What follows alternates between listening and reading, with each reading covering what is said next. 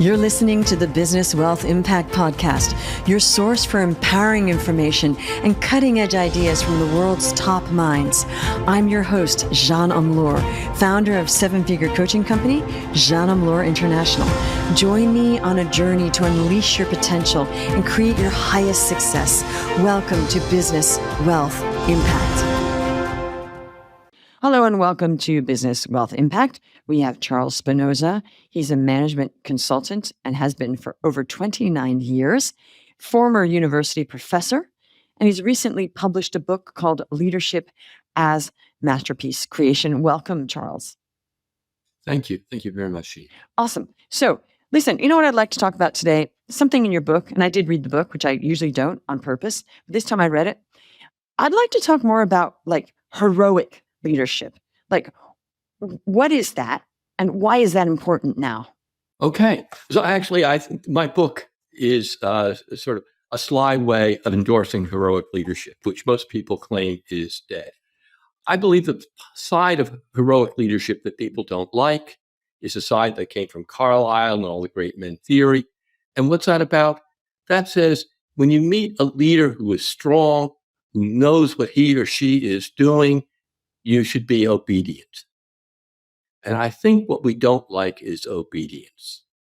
But what we do want are leaders who take stands to create a better world. And when I say better world, I don't mean just technologically or operationally a better world. We create more widgets faster. I mean a morally better world. That's what leaders do. And to do that, they have to take what I call moral risks. That is, the conventions of the time, the moral conventions of the time, will say what you're doing is likely wrong. And the leader has to go against it. Let me give you a simple story. I'll give you a couple of simple stories. The one I know best, the one that people can remember best, is Churchill. He wasn't a business leader, but in 1940, there was a moral order. In 1939, before, a moral order in the United Kingdom.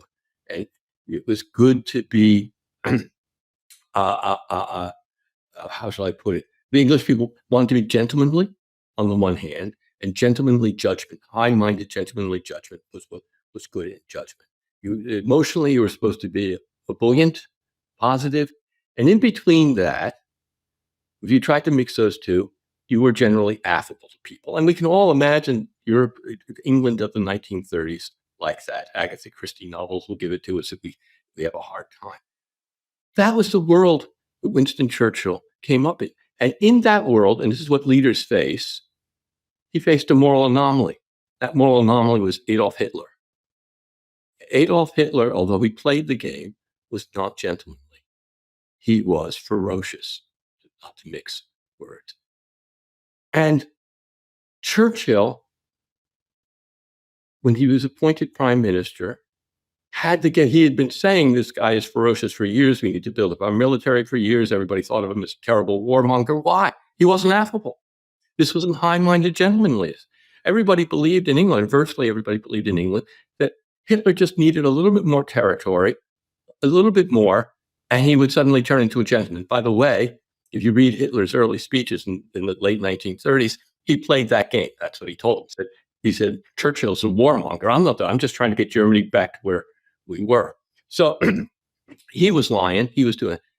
Churchill, when he began the war, he had to get England to make a moral shift so they could actually fight Hitler. He started rhetorically getting people to start changing their minds, but it didn't work. And finally, we all know the story of the British Army, most of the British Army in not Calais, the place just above Calais, where they were trapped, and the Germans were going to come and get them. And Churchill told Dunkirk told all of his soldiers in Calais that they had to fight to the death. And they did. They delayed the German troops, and 80% of the soldiers got out of Dunkirk alive. Before that, the odds were reversed. They were hoping maybe to get even 20%. But it was that kind of toughness that was required. Now, Churchill sort of blew it. His senior staff, oh God, things have really changed. But then he delivered the famous speech, we're going to fight on the beaches, we're going to fight every place. And people remember the speech. They remember the triumph of getting 80% of the soldiers out, and they didn't think. So Churchill had to take another risk. This is a risk. He risked the lives of all those soldiers. He could have been seen as a terrible warmonger if he hadn't delayed the German troops. Germany, as we know, took France, and the French fleet was mostly at Oran, docked in Oran. He did not want the French fleet to fall into German hands. The British had the best fleet in the world at the time, but if you put the Italian fleet together with the German fleet, together with the French fleet, that was going to mean some real opposition for the British fleet. So he warned the French to either sink their ships or to sail them to the New World. They delayed, and famously, he had his fleet bomb the French fleet. Those were his allies at the time. 1,200 French sailors lost their lives. The fleet was destroyed. Again, that was a huge moral risk. He could have turned France into allies of Germany. He could have had things go wrong. And he didn't deliver a great speech to Parliament. He went to Parliament and delivered what he called his sad duty. And he said, this is a Greek tragedy. This is what we had to do. But what happened was they got it. They got at that moment that they were complicit and that they were living in a new moral order. And the new moral order was that they had to be brutally realistic. And they had to be ferocious. And it's that change that leaders make. They change our moral sense of things. And that usually takes some tough-mindedness and going against the moral order of the Okay, day. brutally realistic. That's the word. So you're saying that leadership, people, they have to be brutally realistic. Maybe not brutal towards people as we just, for war, but brutally realistic, which is not really, you could blend that with servant leadership for sure. And I think that probably would be a good solution. However, great change will not take place if we're all just playing nice all the time, just for the sake of playing nice. Kind of that's the message, right? Leaders are in the business of shifting what we consider right and wrong. And that is the big lesson of the book. That is the leaders we admire. Let me tell you, and it's not just a male thing. Anita Roddick is one of my favorite leaders, right? She looked at the beauty business in the 70s, and she was shocked. She wasn't just shocked by the beauty business. She was shocked by women. The beauty business was making women feel anxious and lying to them about basically miracle cures so that you could look younger. Women in the 70s were becoming more autonomous, more aware of science. They knew that the stuff they were buying would not work. Nevertheless, they kept buying it. That was her Adolf Hitler. That was her anomaly. This doesn't make any sense in our world. She was the body shop lady, right? She was exactly the Right. body Now, the shop body lady. shop lady, funnily enough, her products didn't work that well either, but at least she wasn't lying about them being miracle products. No, she wasn't. What she was lying was, she wasn't lying. She was saying, look, I'm taking my products from traditional natural healthcare, skincare techniques that I found in various cultures or traditional products that have made it into England that we're using. Right. That was the first thing. The second thing was you go and you try on the shop. You try on the products. You have fun inside the shop. That's true. Instead of buying out of anxiety. Yes. It's supposed to be fun. And she was letting people try on as much as they wanted. So she was changing what the moral order of skincare products, of selling and purchasing skincare products. And that was what she understood herself to do. And she had to be very tough-minded about it. And the tough-mindedness had to affect everybody. In this case, the person who bore the greatest brunt of her tough-mindedness was her husband and family, who were all part of the business. Her husband was her CFO. Her husband got the initial loan so that they could start the first shop in Brighton. And what happened was she started the shop in Brighton, and lo and behold, it was successful. But the rest of the beauty business said, well, this is all for hippie women. We don't care about hippie women. Anyway, she can have all hippie women she wants. But that was no, she was about changing the moral order of buying beauty products. So she said, I want to grow. She took this to her husband and her daughters and said, let's go borrow more money so that we can grow. And they said, no, let's be organic. They'd sold their hotel. They had sold all their businesses. Every dime they had was in this new business, and they wanted to delay. Her husband went out of town. Behind his back, she sold half the shares in the business to a neighbor, 50% of the Wow. shares in the business to a neighbor, to get just a little bit more than enough money to start the second shop. Mm-hmm. She started the second shop. She had great enthusiasm. Her husband came back, saw that she really meant growth, that growth was in her heart, and stood by her. This could have been the end of the marriage. This could have been the end of the shop. That was the kind of risk she took, so that people understood that growth was one of the essential values of the Body Shop. It was to take over the beauty business. And when they finally sold it, they had more retail outlets in more countries than any other business in the United Kingdom. I believe it's some figure close to that. So growth really became a substantial part of that business. And we can see from lots of imitators of the Body Shop that it hasn't displaced the whole beauty business, but there is certainly that part of the beauty business that is now. We try it on. We try to have you have fun trying on your skincare products. And we're not just dismissive of all the traditions of taking care of yourself from other cultures. We've actually included them in a lot of our source. So that's shifted the moral stance again. So let's just talk about people in business now.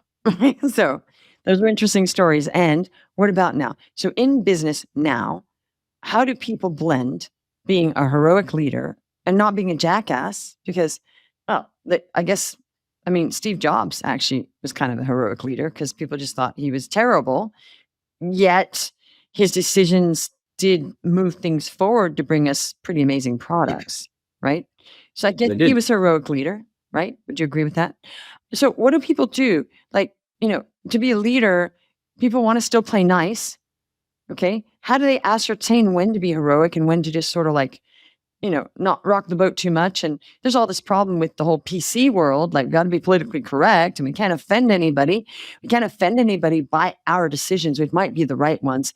But it seems like most of the time they'd rather not rock the boat. So then some watered down version of a decision to move forward or grow won't happen. So how do people navigate all that? Well, they don't navigate it well, and that's why I wrote the book. Virtually all the leaders I deal with, I'd say 80%. I have three basic questions I ask leaders. This is Charles Spinosa question set. What always goes wrong in your business when the business model is working? Not when people are screwing up, but when the business model is working. What always goes wrong? I'll give you some of the answers I recently got in a moment. Then what would you love to do instead? And then what risks would we have to take for you to take to establish what you would love to do instead? The book is all about how you can answer those questions. Now, the surprising thing for most people is the first question. When I ask that of most leaders, it doesn't take them long to answer. So one, we always take advantage of our loyal customers so that we can offer new, cool offerings, usually lower priced ones, to get new customers. We shouldn't take advantage of loyal customers. Another one, just recently, this was in gas distribution business. We always do the safe thing. We seldom innovate. And because we seldom innovate, I believe we're actually making things less safe for our customers, not more safe for our customers. Another one, video game industry. We dedicate ourselves to trying to create great cross-gender games, that is, games that will appeal to men and women, girls and boys. But when it gets tough, when the programming gets tough, when the game narrative gets tough, we fall back on appealing to the nasty sides of boys because we know how to do that and we can create a cool shoot 'em up game. Another one in the United States, we claim that we're insurance. We claim that we take care of patient advocacy, and we do write one or two letters, but that's it. We're not going to go the extra mile. We should go the extra mile. And another one in healthcare, we're all doctors who are basic egotists. I'm creating a healthcare organization where I want to create a healthcare organization, but we drop the egotism. We try to make each other brilliant. So those are just recent. Those are just my recent customers. Another one is we sell insurance to handle immediate succession between one generation and the next in family-owned businesses. We don't really care about helping a business go 200 years or 300 years. That's wrong. So we just do immediate succession. So people who dedicated their lives to their organization, to their industry, they know that there are certain things that are not right. There are certain wrongs that they are perpetuating, and they've spent their careers cleverly managing around them. So I get those answers. The question is, what would you love to do instead? And the funny thing is, that's one where people say, oh, no one's asked me that. The whole point has been to work around that. But they do design answers. And then when it comes to taking the moral risks, well, that's where they say, no, I'd have to fire the most loyal people to me. That's where I'd have to tell people that they're wrong. That's why and that is where you're right. People stop short. They stop short in taking the Anita Roddick-like or Luke Churchill-like moral risk. And that's what I try to help. And that's why my book tries to help people overcome. You don't have to stop short. You can do the right thing, and it does mean morally changed. It does mean you'll create a morally better world. And if you look at people say to me, yeah, but will I make money? And I haven't really dodged that, taken that question on directly. I sort of dodged it in the book. But because I've been talking to people like you, I just yesterday took a chance and asked ChatGPT what the 5 active businesses were who had changed what we consider morally the right thing to do. And I didn't say financially successful. I just said active businesses.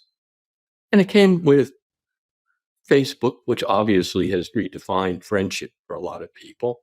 Came with Google, which has redefined getting information and how much information you're supposed to have and be responsible for having.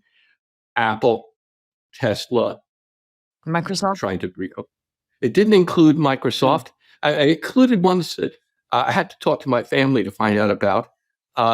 Fans only. Fans only. Yeah. Fans They on which said I that was hadn't known. one? Wow. Okay. Apparently, it's. I'm not a customer, but apparently, it's changing the way we look at sexual expression. I'm told. Okay, and I believe it. Uber obviously changes our views of sharing and transport. The point is, the companies that really make a difference in our lives that are also financially successful. The point for me was these companies are enormously financially successful. If I just had a portfolio of companies that took moral risks or succeeded in taking moral risks, I'd be an amazingly wealthy person. There we far go. more wealthy than I am. So the question is, if you can do a good design for overcoming a current moral wrong, you will likely make money. There we go. Okay. So let's talk about just small businesses, entrepreneurs. We're talking about moral risk. There is a gray area and there is a dangerous zone there because I feel like a lot of businesses don't just take moral risks, they're just immoral. And a lot of people are just dishonest business people. And I thought, whoa, if we go a little too far into that, they're going to justify them being dishonest as I'm just taking a moral risk. I'm just doing what's good for everybody. And I'm going to make money because, well, that's the risk. So there is a fine line here that needs to be really clear that we're not talking about people being dishonest in their businesses and pushing the envelope, as they say, towards lying. So can you just define for people so they don't misunderstand your message, the difference between the moral risk and just being dishonest? Or just being expedient. Right. Look, for me, I'm only advocating taking a moral risk when you're confronting a clear moral anomaly. And a moral anomaly is all the things that people say would be the right way to behave lead to both a practical and a morally dubious result. All the right ways to treat Adolf Hitler are going to lead to appeasement. And that's going to be a practical disaster and a moral disaster. All the right ways of treating the beauty business are going to lead to more anxiety in women and more deceitful products being sold. Right. So, and in each one of these cases that I look at, there is a clear, you can use the term moral anomaly if you like the philosopher, or what I do in my consulting, what is always going wrong here, even when your business model is working? You are righting the wrong that always happens when your business model is working. And that is completely different from, in fact, the things that they're writing are the expedient things to do. Well, you know what? If we charge our loyal customers a little bit more, we can have more money to create discounts for new customers. Or, hey, guess what? If we just appeal to this nasty side of this group of boys, we can have a successful video game, and maybe the next one we produce, we can get some cross gender appreciation. But I'm talking about taking moral risks when you're writing what you see to be moral wrongs. Right. Okay. So the moral risk is, I'm going to take a moral risk, but in the end, people will benefit, and it's a good thing, right? However, the other thing could be, well, I'm going to sell drugs, and I'm going to take the moral risk because people think that's wrong.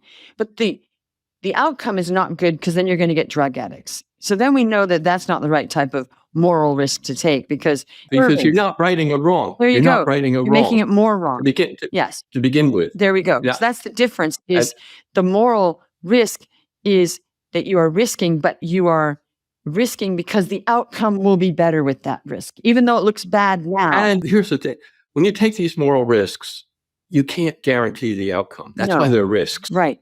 And in fact, you can't even convince most of the times your CFO that the odds are in your favor. However, in your heart, you have to say, what we're currently doing is a moral wrong.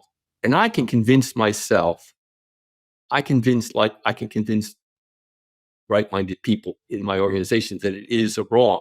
You can't always convince them that it's a wrong that's worth the risk.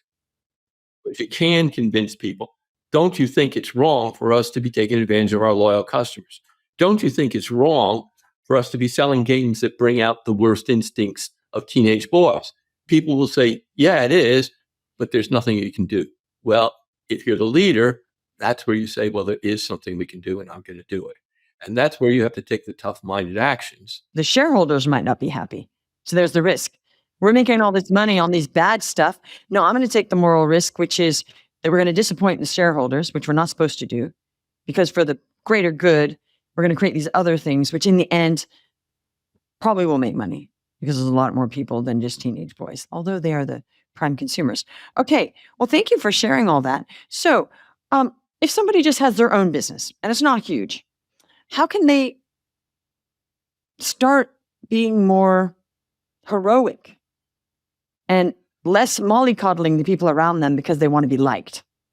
For me, the great example of people who do take moral risks are the people who own small businesses. As I walk up and down Madison Avenue, I live in New York City on the Upper East Side, I see all these stores that are very distinctive.